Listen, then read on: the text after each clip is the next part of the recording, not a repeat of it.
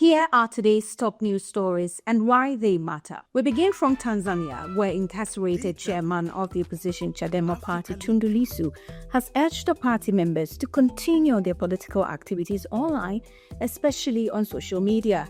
His call comes amid a court injunction against all political activities in the country.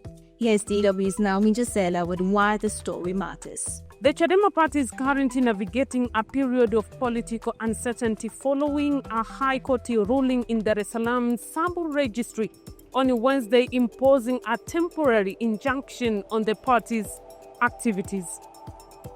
While admitting the impact of the temporal suspension on its activities, the party says it will take with utmost seriousness and respect the views on its party chairman Tundu Lissu.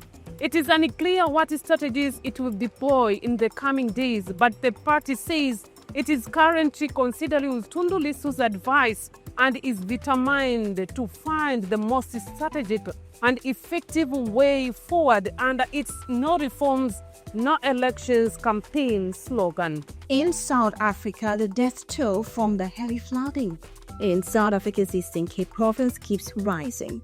At least 75 people are now confirmed to have died from the disaster. The number could increase further as rescue and search operations continue.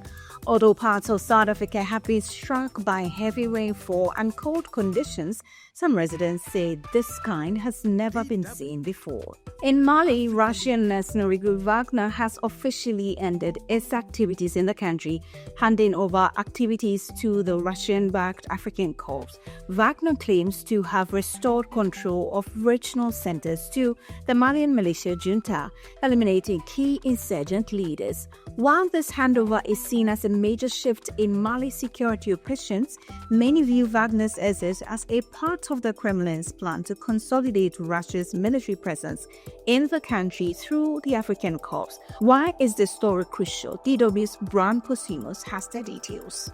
The Africa Corps is not a private entity. It is run out of the Russian Ministry of Defense and answers to the Russian Ministry of Defense. So it's a completely different ballgame we're in now with the Africa Corps.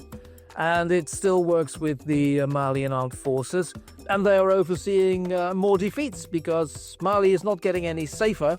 One might even argue that the capital Bamako is being encircled. They're getting ever closer. Recently, a curfew was declared in the city of Ségou, which is 2.5 hours on a very good road from Bamako.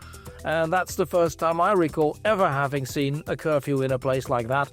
So the situation is worsening, and there is no evidence that the Russian presence, either mercenary or indeed under the Ministry of Defense through the Africa Corps, is improving matters in any way. Thank you for those details. We move on now to the international front, and Israel has launched strikes on Iran in what has been described as preemptive. According to Iranian state television, the strike has killed Iran's chief of staff of the armed forces.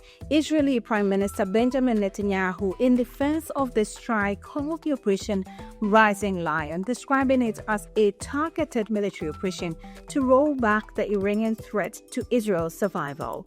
While it is unclear which sites were targeted by the strikes, spokesperson for the Israel Defense Forces IDF, Ifi Defren, says 200 fighter jets took part in the strikes, striking more than 100 targets.